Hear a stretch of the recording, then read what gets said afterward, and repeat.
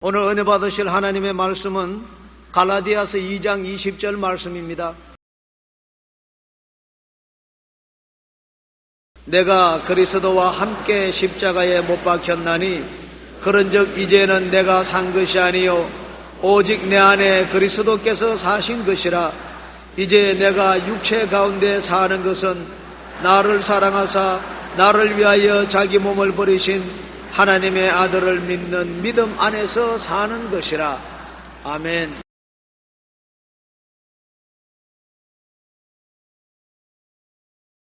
오늘 저는 여러분과 함께 내 인생을 누가 살아주나 이 제목으로 은혜를 나누고자 합니다. 어느 양갓집 처녀가 직업도 없고 장래가 불투명한 남자와 결혼하려고 했습니다. 그러니 처녀의 집 부모는 야단이 났습니다. 부모 형제들이 강력히 말리는데도 이 처녀가 하는 말은 한결같았습니다. 부모님이 내 인생을 살아주시겠어요? 내 인생 내가 사는데 왜들 이래요? 내가 잘 살거나 못 살거나 내 인생은 내 인생이니 더 이상 시비하지 마세요. 이 에피소드를 들었을 때 마음에 충격으로 다가오는 질문이 있었습니다. 과연 내 인생을 누가 살아주는가? 첫째로 내 인생 내가 산다는 주장은 어디에서 나온 것입니까?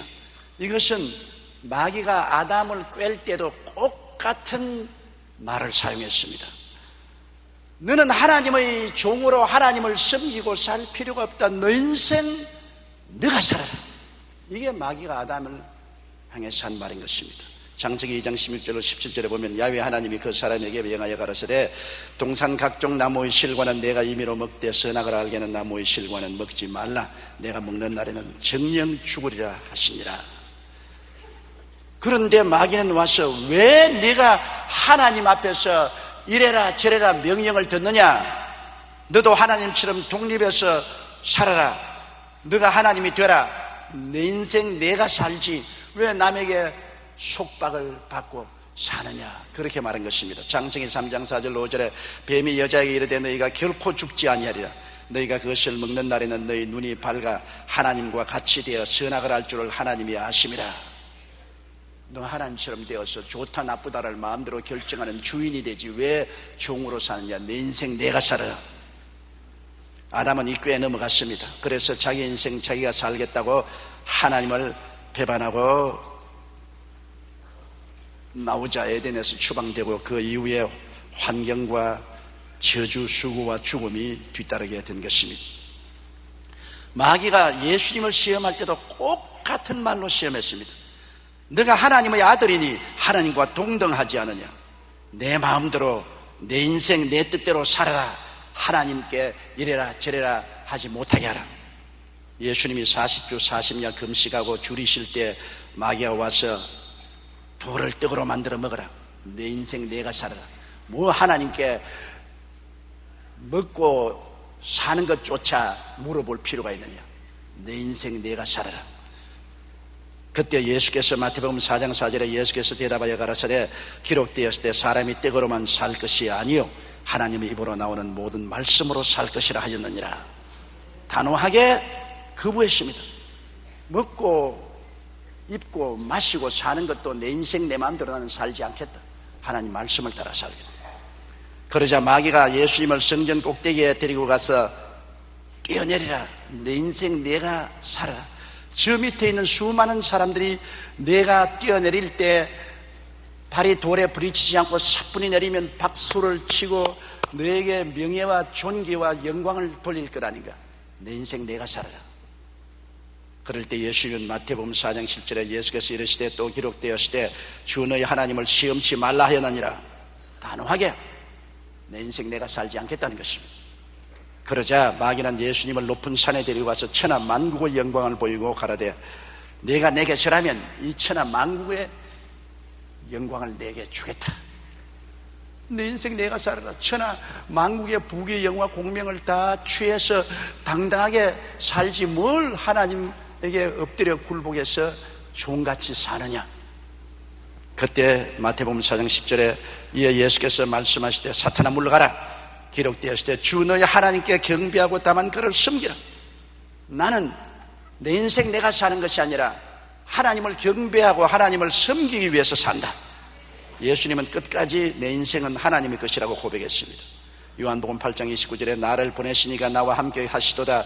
내가 항상 그의 기뻐하시는 일을 행함으로 나를 혼자 두지 아니하셨느니라고 그는 고백했습니다.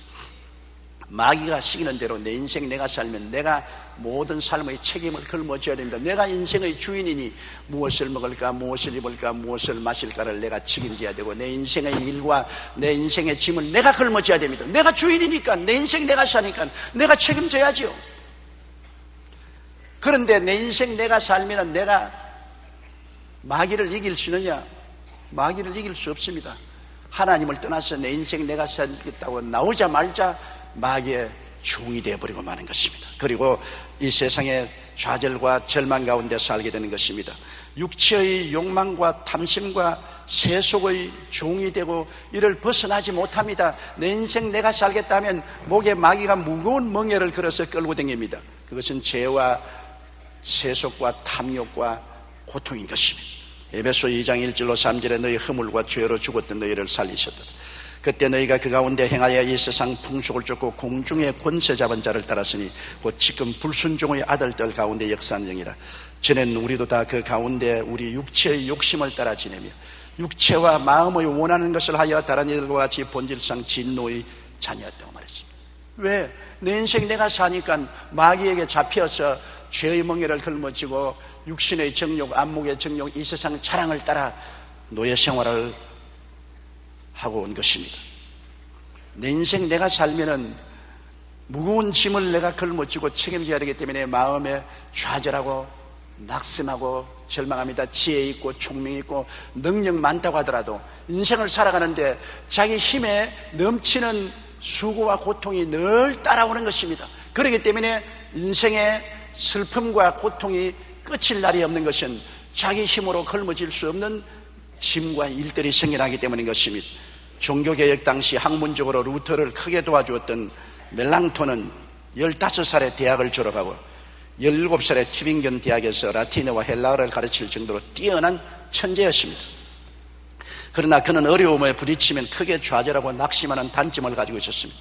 하루는 그가 또 낙심하여 해야 할 일을 또 추진하지 못하고 절망과 두려움에 빠져 있었습니다. 그때 루터가 찾아와서 그에게 다음과 같이 충고했습니다. 멜랑톤, 자네는 이 세상을 살아가면서 왜 자기가 스스로 왕노릇 하려고 하느냐? 멜랑톤이 낙심하고 두려워했던 것은 자기 인생을 자기가 살고 자기가 왕노릇 하면서 살려고 한 것입니다.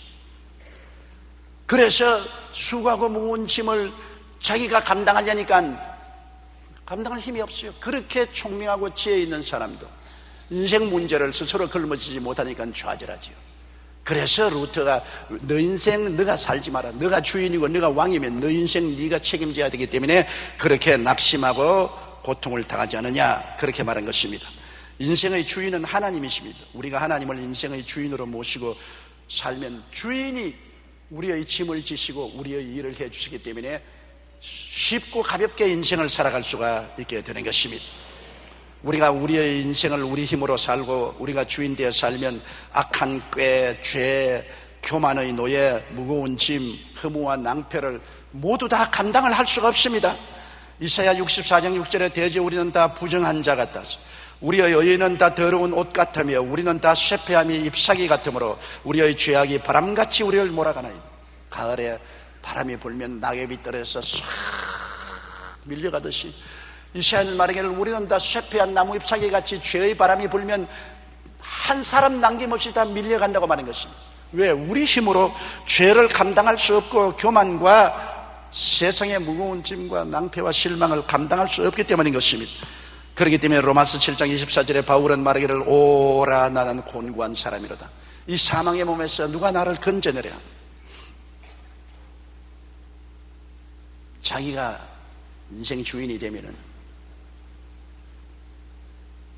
다가오는 허무와 절망을 극복할 수가 없습니다. 20세기 로큰롤의 황제로 불리던 엘비스 프레슬리는 지금도 많은 사람에게 동경의 대상이 됩니다. 생전에 그는 무대에 쓸 때마다 많은 팬들의 열광적인 환호를 받았으며 총 10억 장 이상의 앨범을 판매하고 147곡이나 히트시켜 70억 달러의 돈을 벌었습니다.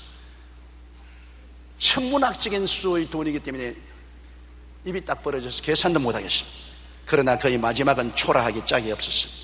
그는 단지 200만 달러의 재산을 남긴 채 실패한 결혼으로 인한 외로움과 슬픔을 이기지 못하고 결국 약물 중독으로 사망하고 말았습니다.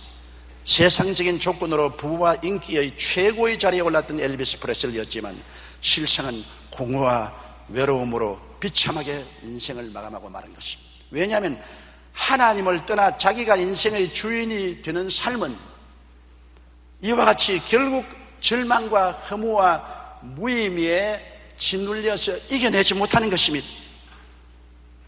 결국 엘비스 프레슬리와 같은 약물 중독으로 죽지는 않을지라도 모든 사람은 가슴 속에 허무와 무의미의 텅 빈 가슴을 안고 인생을 끝마치고 마는 것입니다. 하나님이 주인이 안 되고 자기가 주인이 되니까 인생의 의미를 자기가 만들 수 없습니다. 어디서 와서 왜 살며 어디로 가는지를 스스로가 만들 수가 없습니다. 길 잃어버린 사람, 버림받은 사람, 공허한 사람이 되고 마는 것입니다. 그뿐 아니라 하나님을 떠나서 자기가 주인 노릇하면 결과에는 자기의 삶의 모든 결과의 책임을 져야 됩니다. 하나님의 진노의 표적이 되고 현재와 미래의 심판을 받게 되는 것입니다. 영원한 지옥의 심판을 받죠. 자기가 주인이니 자기가 자기를 책임져야 되지 않습니까? 요한복음 8장 24절에 너희가 만일 내가 그인 줄 믿지 아니하면 너희 죄 가운데 죽으리라고 말했습니다. 요한계시록 21장 8절에 그러나 두려워하는 자들과 믿지 아니한 자들과 흉악한 자들과 살인자들과 행음자들과 술객들과 우상숭배자들과 모든 거짓말하는 자들은 불과 유황으로 타는 못에 참여하리니 이것이 둘째 사망이라. 자기 인생 자기가 책임진 사람은 이 책임을 지고 하나님 앞에 마지막 심판을 받아야 됩니다. 마지막 지옥 심판뿐 아닙니다. 이 땅에 사는 동안에도 벌써 자기 인생 자기가 책임진 사람은 그만한 대가를 지불해야 됩니다. 북한의 정치와 경제 정책의 가장 기본되는 것은 바로 주체사상입니다. 이 주체사상은 다시 말하면 인간이 모든 것의 주인이며 인간이 중심이 되어 모든 것을 결정한다. 인본주의입니다. 북한 측에서는 이 주체사상을 통해 각자가 주인의식을 갖고 계획을 해나가기 때문에 외부의 어떤 원조 없이 스스로 자립할 수 있다고 주장합니다. 그러나 얼핏 들으면 그럴듯하지만 그 결과는 어떻습니까? 경제는 피폐할 대로 피폐해져서 세계 최빈국 중의 하나로 전락하고 한 조사에 의하면 1995년에서 1998년 사이에 무려 350만 명이나 되는 북한 동포가 굶어 죽었다고 합니다. 그것은 사람법인 조원법 2004년 2월의 잡지에 나온 글입니다. 북한이 하나님을 떠나서 인간의 힘으로 살아보겠다는 주체사상을 주장한 결과 나라 전체가 가난에 꽉 들어차서 국제사회가 도와주지 않으면 굶어 죽을 수밖에 없는 비참한 지경까지 이르게 된 것을 우리는 눈앞에서 보고 있는 것입니다. 인간 스스로 삶의 주체가 될 때 이런 비극을 피할 수가 없는 것입니다. 오늘날 내 인생 내가 산다는 것은 마귀의 논리입니다. 마귀는 겉은 번지르르 하지만 속은 도적질하고 죽이고 멸망시키는 것뿐입니다. 우리의 인생은 내 인생 내가 살도록 되어 있지 않습니다. 아담은 속았지만 예수님은 속지 않았습니다. 둘째로 우리는 내 인생 하나님과 더불어 산다고 하는 사람 많습니다. 예수 믿는 사람, 아직 성장하지 못한 사람은 하나님과 더불어 산다. 하나님 앞에서 자기의 주체를 양보하지 않습니다. 정말 하나님과 더불어 살 수 있습니까? 하나님과 나와 동등한 위치에서 더불어 산다면 모든 것을 하나님이 우리하고 의논해야 되시고, 하나님이 원하더라도 우리가 원치 않으면 안 해요, 못 해요. 우리가 원치 않으면 안 따라가요, 순종할 수 없어요. 끝없는 하나님과의 경쟁 상태에 놓이게 되고 긴장 관계에 놓이게 되는 것입니다. 하나님과 우리가 어떻게 함께 더불어 삽니까? 더불어 살지 못합니다. 부부는 더불어 살아요. 남편과 아내는 서로 더불어 살면서 남편과 아내가 이해하고 동정하고 사랑하고 인내하고 대화하고 타협하면서 더불어 삽니다. 그런데 그 더불어 사는 것이 안 되기 때문에 근 50%의 결혼한 가정이 깨어지지 않습니까? 의견이 맞지 않기 때문에 서로 보조를 못 맞춥니다. 하나님과 더불어 산다면 하나님이 우리에게 보조를 맞춰야 되는데, 하늘과 땅과 세계와 그 가운데 모든 것을 지으신 하나님이 인생들에게 보조를 맞추어서 살라고 하면 여러분, 하나님이 그렇게 하실 수 있겠습니까? 사울왕의 전형적인 인물입니다. 사울왕은 하나님의 택하심을 받아 이스라엘 백성 가운데 초대왕으로서 기름 부음을 받았습니다. 사울왕은 하나님을 믿고 하나님을 사랑한다고 한 사람입니다. 하나님도 사울을 이스라엘 백성 가운데 초대왕으로 선택해서 기름을 부었습니다.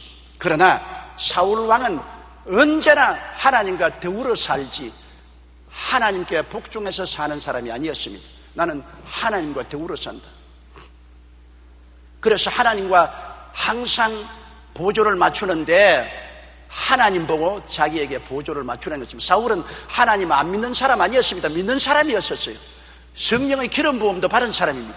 그러나 하나님 보고 자기 삶에 언제나 보조를 맞추라고 요구하는 사람입니다. 그는 왕이 된 지 2년에 하나님 뜻도 묻지 않고 군사 3,000을 모아 블레셋을 치려고 전쟁에 나갔습니다. 그런데 블레셋 사람들은 격하여 병거 3만과 마병 6천과 수많은 군사들을 동원하여 진을 치고니 혼비백산했습니다. 군사 수만 명과 병거 3만과 마병 6천 명을 3,000명 군사로서 어떻게 대결합니까? 그래서 하나님의 도움이 필요합니다. 그는 사무엘에게 부탁했습니다. 사무엘은 하나님의 제사장으로서 하나님께 태워드리는 제사를 드릴 수 있습니다. 하나님께 제사를 드리고 하나님의 도움을 구하려고 합니다. 사무엘을 기다립니다. 왜냐하면 제사는 꼭 제사장이 드려야 됩니다. 왕이 제사를 드릴 수 없습니다. 그런데 사무엘을 기다리기가 피곤하니까 에라 까짓 사무엘 기다릴 필요가 없다. 하나님이 제사장이 제사 드리라고 했지만은 그거는 하나님 생각이고 내 생각대로 내가 하자. 그래서 그는 사무엘이 오지도 않았는데 양을 잡아서 태워드리는 제사를 드렸습니다. 그래서 하나님이여, 내가 태워드리는 제사를 드렸으니 우리 군대를 도와주옵소서. 제사는 사무엘이 드려야 하는데 사울이 자기의 본분을 뛰어넘어 하나님께 번제를 드린 것은 편의주의적인 신앙입니다. 내게 필요할 때마다 하나님을 이용하겠다는 것입니다. 그때 늦게야 사무엘이 와보니 벌써 제사 끝났습니다. 태워드린 제사를 왕이 직접 드렸습니다. 그때 사무엘이 진노했습니다. 사무엘상 13장 13절로 14절에 사무엘이 사울에게 이르되 왕이 망령되이 행하였도다. 왕이 왕의 하나님 야훼께서 왕에게 명하신 명령을 지키지 아니하였도다. 그리하였다면 야훼께서 이스라엘 위에 왕의 나라를 영영히 세우셨을 것이오늘 지금은 왕의 나라가 길지 못할 것이라. 야훼께서 왕에게 명하신 바를 왕이 지키지 아니하였으므로 야훼께서 그 마음에 맞는 사람을 구하여 그 백성의 지도자를 삼으려고 하시었다. 굉장히 사무엘이 화를 냈습니다. 여기에서 바로 사울이 한 것은 인본주의적인 신앙입니다. 내가 편한 대로 하나님을 믿지, 하나님 명령에 순종해서 믿을 것이 뭐냐? 하나님과 더불어 살기 때문에 하나님이 내게 보조를 맞춰야 됩니다. 그 다음 또다시 나타난 인본주의적 신앙을 보십시오. 하나님이 사무엘을 통해서 사울에게 이렇게 말했습니다. 사무엘상 15장 2절로 3절에 만군의 야훼께서 이같이 말씀하시기를 아말렉이 이스라엘에 행한 일 곧 애굽에서 나올 때 길에서 대적한 일을 내가 추억하노니 지금 가서 아말렉을 쳐서 그들의 모든 소유를 남기지 말고 진멸하되 남녀와 소아와 젖먹이는 아이와 우양과 얍대와 나귀를 죽이라 하시는 아말렉을 전멸하고 실을 말리라고 말하셨습니다. 그런데 사울이 또 편의주의를 했습니다. 그가 나가서 하나님의 도움으로 아말렉을 쳤는데 내 공로를 세우기 위해서 다 죽일 겁니다. 아각 왕을 잡아서 당당하게 포로 행렬을 끌고서 가면 내가 영광을 받을 거거든요. 그리고 왜 다 진멸할 거냐? 이 소와 살찐 양들이 얼마나 많은고 이걸 왜 죽여버리겠냐? 이거 우리 전리품으로 가져가서 군사들도 나누고 그렇게 하는 게 좋겠다. 하나님 생각이 아니고 자기 생각대로 하나님이 내게 보조 맞추세요. 그래서 그는 아말렉을 치되 아각 왕을 살려놓고 그의 모든 소와 말과 양과 염소를 좋은 것은 다 전리품으로 잡았습니다. 사무엘상 15장 19절에 사무엘이 사울을 찾아가서 말했습니다. 어찌하여 왕이 야훼의 목소리를 청종치 아니하고 탈취하게 하면 급하여 야훼의 악하게 여기시는 것을 행하였나이까. 사무엘이 가로되 야훼께서 번제와 다른 제사를 그 목소리 순종하는 것을 좋아하심 같이 좋아하시겠나이까. 순종이 제사보다 낫고 듣는 것이 수양의 기름보다 나으니 이는 거역하는 것은 사수로의 죄와 같고 완고한 것은 사신 우상에게 절하는 죄와 같음이라. 왕이 야훼의 말씀을 버렸으므로 야훼께서도 왕을 버려 왕이 되지 못하게 하였나이다. 그러한 말이 아니요, 이 양이나 소를 가지고 가는 것은 우리만 취하려는 것이 아니라 하나님께 제사 드리려고 합니다. 그러니까 하나님의 종 사무엘이 진노하죠. 왕이 하나님이 번제와 다른 제사 그 목소리 순종하는 것을 좋아하신 것이 좋아하겠나이까. 순종하는 것이 제사보다 낫고 듣는 것이 수양의 기름보다 낫다. 하나님 말씀을 버리면 제사고 뭐고 아무 소용없다.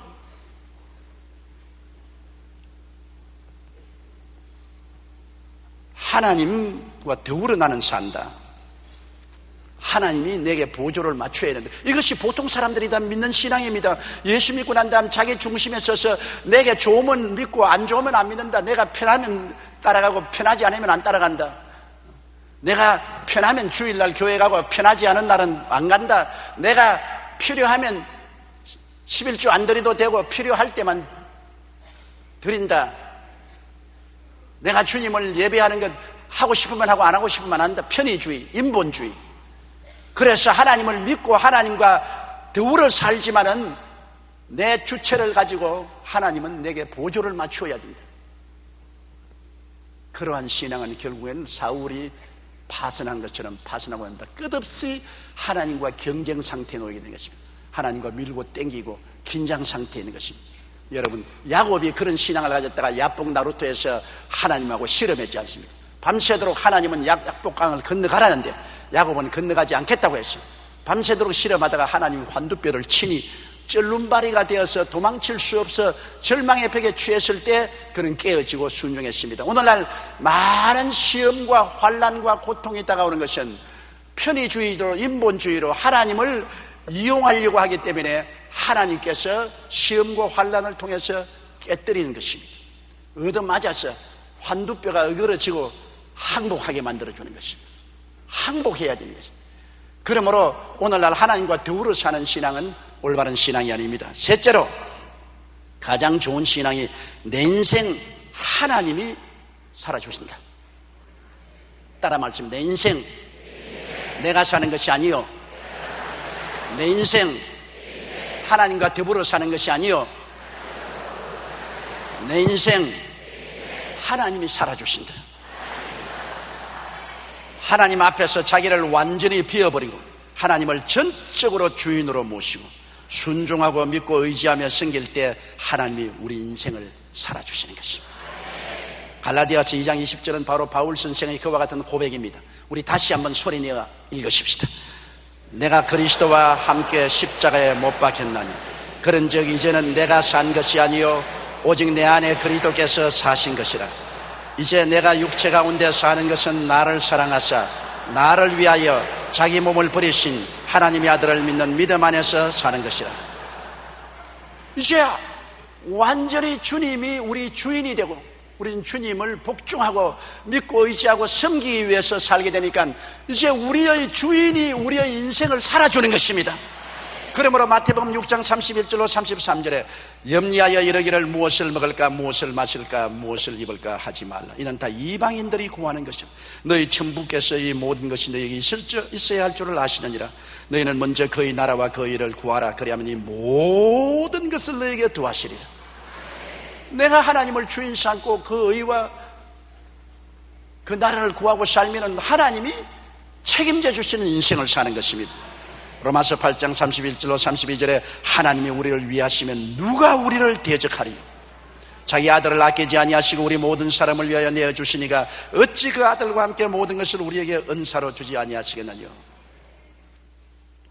우리가 인생을 살면서 하나님을 주인으로 모시고 살면 우리가 난관에 부딪힐 때도 늘 하나님이 주인이기 때문에 주인에게 부탁하면 주인이 돌보아 주시는 것입니다.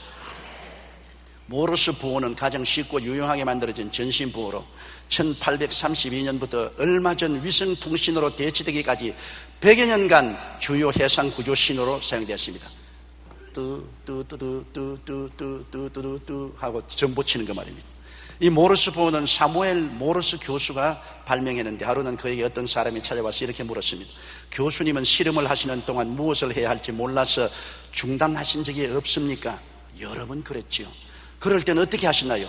저는 무슨 일을 해야 할지 모를 때마다 하나님께 엎드려 기도드렸습니다.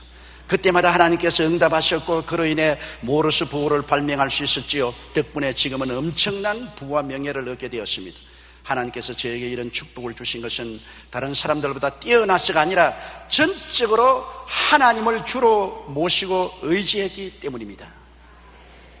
모르스 교수가 모르스 부호를 발명한 뒤 제일 먼저 보낸 전문은 잠언서 3장 5절 6절이었습니다. 제일 처음 모르스 부호를 발명해서 친 것이 잠언서 3장 5절 6절입니다. 너는 마음을 다하여 야훼를 의뢰하고 내 명철을 의지하지 말라. 너는 범사에 그를 인정하라. 그리하면 내 길을 지도하시랴. 이런 위대한 신앙인이었기 때문에 하나님께서 그를 들어 이 놀라운 전보 부호를 발명하기 위해서 수많은 사람들의 생명을 구하는 일에 사용하게 만들어 주신 것입니다. 다윗을 보십시오. 다윗은 소년 시절 10살에서 7살이가 바로 소년이라고 하는데 소년 시절에 그는 놀라운 일이 있었습니다. 아버지의 양을 치다가 곰이 와서 양 새끼를 잡아가면 뛰어가서 곰과 싸워서 빼앗고 곰이 달라들면 쳐서 죽였습니다. 심지어는 사자가 와서 양 새끼를 물고 가면 도전에 가서 양 새끼를 빼앗고 사자와 싸워 사자를 쳐 죽였습니다. 10살에서 17살 사이에 어린 아이가 어떻게 그런 일을 할 수 있습니까? 사무엘상 16장 13절에 보면 사무엘이 기름불을 취하여 그 형제 중에서 그에게 부었더니 이날 이후로 다윗이 야훼의 신에 크게 감동하니 그는 이새의 8째 아들 제일 멸시받고 천대받고 못난 아들이지만은 그는 하나님을 사랑하고 하나님께 온전히 자기 생명을 바치고 하나님을 찬미했기 때문에 하나님이 그 마음을 보시고 그에게 기름을 부어서 미래 왕으로 삼으려고 했었습니다. 그는 온전히 자기 인생 하나님이 살았습니다. 어릴 때부터 그렇게 했습니다. 그렇기 때문에 보통 소년이 어떻게 곰하고 싸우고 사자하고 싸웁니까? 하나님이 주인이 되시기 때문에 하나님이 그와 그를 통해서 곰을 죽이고 사자를 죽인 것입니다. 10대의 소년이 대장군 골리앗을 이길 수가 없어요. 이스라엘 백성이 골리앗의 도전을 받고 혼비백산하여 나라가 위태할 때 바로 이 소년 다윗이 사울 왕 앞에 나타났습니다. 그리고 내가 가서 싸우겠다니까 사울이 말하기를 너는 17살 먹는 소년이고 저 장군은 대장군인데 아예 가서 단칼에 너 목이 날아간다. 안 된다 그랬습니다. 그때 다윗이 이렇게 말했습니다. 다윗이 사울에게 고하되 주의 종이 아비의 양을 지킬 때 사자나 곰이 와서 양떼에서 새끼를 움키면 내가 따라가서 그것을 치고 그 입에서 새끼를 건져내고 그것이 일어나 나를 해하고자 하면 내가 그 수염을 잡고 그것을 쳐 죽였나요? 주의 종이 사자와 곰도 쳤은즉 사시는 하나님의 군대를 모욕한 이 할례 없는 블레셋 사람이리까 그가 그 짐승의 하나같이 되리이다. 가로되 야훼께서 나를 사자의 발톱과 곰의 발톱에서 건져내셨은즉 나를 이 블레셋 사람의 손에서도 건져내시리이다. 사울이 다윗에게 이르되 가라 야훼께서 너와 함께 계시기를 원하노라. 장군들도 무서워 벌벌 떠는데 다윗이 어찌게 감히 나가겠습니까? 다윗은 자기는 자기가 아니라 하나님이 자기 인생을 살아준다는 것을 알았습니다. 그러므로 그 싸움은 자기의 싸움이 아니라 야훼의 싸움이라고 알았었습니다. 만군의 야훼께서 자기 인생 살아주시고 자기를 통해서 싸워주시니까 골리앗이 아무리 대장군이라도 하나님과 싸워서 이길 수가 있겠습니까?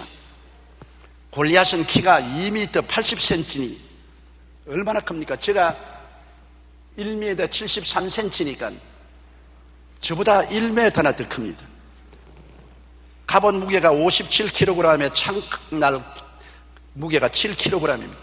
거인이었습니다. 그런데 다윗이 이 골리앗을 대항해서 나가면서 그가 한 말을 들어보십시오. 아주 가슴이 찌릿한 말을 했습니다. 다윗이 블레셋 사람에게 이르되 너는 칼과 창과 단창으로 내게 오거니와 나는 만군의 야훼의 이름 곧 내가 모욕하는 이스라엘 군대의 하나님의 이름으로 내게 가노라. 오늘 야훼께서 너를 내 손에 붙이시리니 내가 너를 쳐서 내 머리를 베고 블레셋 군대의 시체로 오늘날 공중의 새와 땅의 짐승들에게 주어 온 땅으로 이스라엘의 하나님이 계신 줄 알게 하겠고 또 야훼의 구원하심이 칼과 창에 있지 아니함을 이 무리로 알게 하리라. 전쟁은 야훼께서 한 것인즉 그가 너희를 우리 손에 붙이시리라. 다윗이 이렇게 큰 말을 할 수 있는 것은 자기 인생 자기가 살지 않고 자기가 하나님과 더불어 사는 것도 아니고 완전히 하나님을 하나님으로, 왕으로, 주인으로, 목자로 받아들여서 자기 인생 하나님이 살도록 했기 때문에 담대하게 하나님을 의지해서 이 말을 할 수가 있는 것입니다.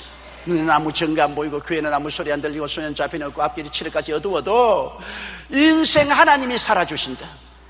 동남풍아 부르라, 서북풍아 부르라, 바람아 부르라, 눈보라야 쳐라, 흠산 줄령아 막혀라. 내 인생 내가 살지 않고 하나님과 더불어 살지 않고 내 인생 하나님이 살아주시니 하나님께서 넉넉히 이기신다고 말할 수가 있는 것입니다. 중세의 유명한 성직자 토마스 아켐퍼스의 기도문은 전적인 주님의 주권을 고백한 것으로 유명합니다. 그는 다음과 같이 기도했습니다. 오 주여, 주께서 더 나은 길을 아십니다. 주께서 원하시는 대로 이것이나 저것이나 다 되게 하여 주옵소서. 무엇이나 주께서 원하시는 것은 원하시는 그것만큼 또 주께서 원하실 때 주옵소서. 꼭 주님의 존귀를 위하여 나에게 행하시옵소서. 주께서 보내고 싶은 곳에 나를 보내시고 만사의 주의 뜻대로 하시옵소서. 나는 주의 손에 있사오니 바퀴처럼 마음대로 돌리시옵소서. 나는 주님의 종입니다. 무엇이나 명령대로 하겠나이다. 나는 나를 위하여 살기를 원치 않나이다. 주님만을 위하여 살기를 원하나이다. 그렇습니다. 우리의 삶의 주권은 주님께 있습니다. 여러분 인생이 여러분의 것이 아닙니다. 여러분의 과거도 현재도 미래도 주님이 가지고 계시고 주님이 주권자인 것입니다. 하나님을 전적으로 주인으로 모시고 순종하고 믿고 의지할 때 하나님이 우리 인생을 살아주십니다. 주님께서 뭐라고 했습니까? 마태복음 11장 28절로 29절에 수고하고 무거운 짐진 자들은 다 내게로 오라. 왜 너 인생 내가 살면서 왜 수고하고 무거운 짐을 짊어지느냐? 수고하고 무거운 짐진 자들아 다 내게로 오라. 내가 너희를 쉬게 하리라. 나는 마음이 온유하고 겸손하니 나의 멍에를 메고 내게 배우라. 그러면 너희 마음에 쉼을 얻으리라. 여러분, 온유란 뜻은 라틴어로 미티스란 말입니다. 미티스란 말은 재갈을 먹인다는 뜻으로 말이 길들여지기 전에는 거칠고 사납지만 재갈을 물림으로 인해 순하게 된다는 것을 의미하는 것입니다. 자기 멋대로 달리는 야생마는 사람이 타지 못합니다. 입에 재갈을 물려서 길들여 놓으면 나중에 온순해져서 어린아이라도 탈 수 있습니다. 주님은 우리에게 자기가 하나님 앞에 온유한 것처럼 길들임을 받아 전적으로 순종하라는 것입니다. 그리고 온유란 말은 영어로는 humility인데 이는 라틴어로 후무스란 말인 것입니다. 흙 또는 땅이라는 것입니다. 온유라는 것은 흙 위에 땅 위에 납작하게 엎드리라는 것입니다. 그래서 오직 하나님을 쳐다보고 하나님만 의지하라는 것입니다. 예수님께서 나는 새가를 물린 말과 같이 주님 시키는 대로 한다. 나는 겸손해서 흙에 엎드려서 하나님만 바라보고 하나님만 믿고 의지한다. 나에게 이것을 배워라. 그래야하면 하나님이 너 인생 살아주신다. 하나님이 너희 무거운 짐을 짊어지시고 너희 일을 해주시고 너는 마음의 평안함을 가지고 산다. 동남풍이 불고 서북풍이 불어도 가시밭길을 걸어가도 태산줄령을 건너가도 너는 마음의 평안을 가질 수 있는 것은 하나님이 너 인생을 살아주신다. 여러분, 마귀는 내 인생 내가 살아라. 하나님이 뭐가 없다. 내 인생 내가 살아라. 그렇게 말합니다. 또 자라지 못한 어린아이 신자들은 나는 하나님과 더불어 산다. 하나님이 내게 보조를 맞추어야 된다. 그러나 성장한 신자는 내 인생 내가 사는 것이 아니요 하나님과 더불어 사는 것도 아니요 하나님이 내 인생을 살아주십니다. 나는 죽고 또 죽고 또 죽고 십자가에 매달려 죽어버리고 이제 내가 사는 것은 내가 아니요 내 안에 예수 그리스도 하나님이 사신 것입니다. 하나님께 절대 복종하고 하나님을 믿고 의지하고 하나님을 섬기기 위해서 삽니다. 나를 붙잡아 주신 이도 하나님이시요 나를 채워 주신 이도 하나님이시요 나에게 열매 맺게 해주신 이도 하나님이시요 하나님이 내 안에도 밖에도 온통 충만하여 나는 하나님으로 말미암아 사는 인생이 되는 것입니다.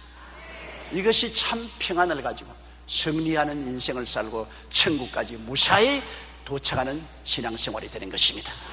다 같이 고개 숙여 기도드리겠습니다. 거룩하시고 영광스러우신 우리 아버지 하나님, 아담과 하와의 타락한 그 삶이 오늘날 세계에 팽배하여 사람들은 하나님을 버리고 제 인생 제가 산다고 합니다. 사람들은 제 인생 제가 살기 때문에 시기와 분노와 질투와 전쟁과 고통이 끝이지 않습니다. 인간은 수고하고 무거운 짐을 짊어지지 못하기 때문에 피투성이가 됩니다. 아버지여, 또 많은 신자들이 시험을 당하고 고통을 당하고 매를 맞고 부러지고 하는 이유는 내 인생 하나님과 더불어 산다고 하나님 보고 자기 삶의 발걸음에 보조를 맞추러 가므로 하나님으로부터 매를 맞고 있습니다. 아버지여, 예수님을 배우게 하여 주시옵소서. 온유한 마음으로 입에 자갈을 물고 절대로 순종하고 겸손한 마음으로 땅 위에 몸을 엎드려서 믿고 의지하고 순종하여 살아서 하나님이 우리의 하나님이 되시고 왕이 되시고 주인이 되시고 목자가 되셔서 우리 인생을 살아주게 하여 주시옵소서. 예수님 이름으로 기도드리옵나이다. 아멘.